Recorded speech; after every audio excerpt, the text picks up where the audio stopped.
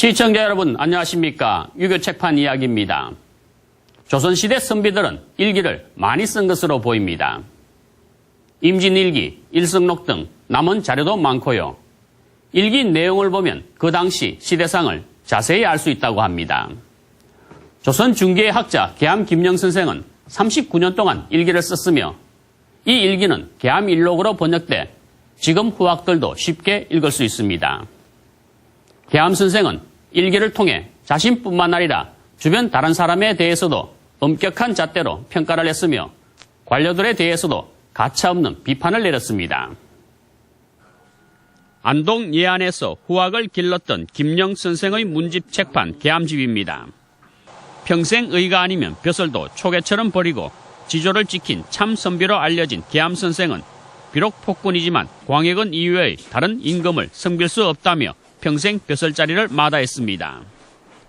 인조 반정 후 여러 차례 벼슬을 내렸지만 군자의 처신을 중요시하는 가풍의 영향과 대쪽 같은 절개를 지키며 평생 학문을 연마하고 후학을 길렀습니다.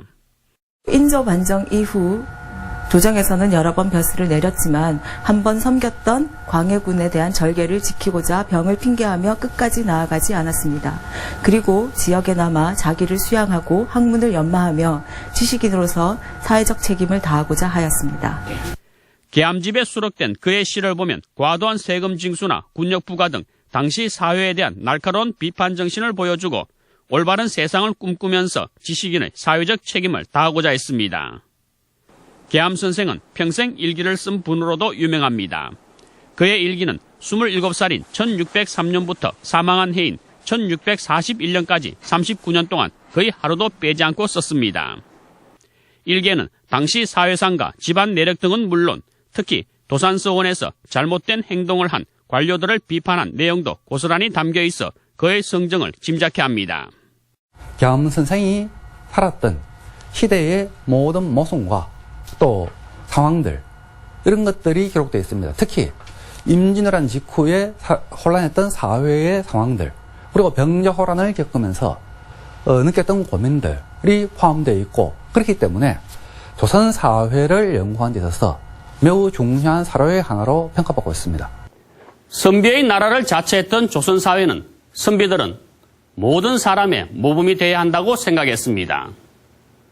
요즘식으로 말하자면 행동하는 지식인이라고 할 수 있는데 계암 선생은 관직에 나아가는 것도 자신의 출세만을 도모하는 것은 아니라고 봤습니다.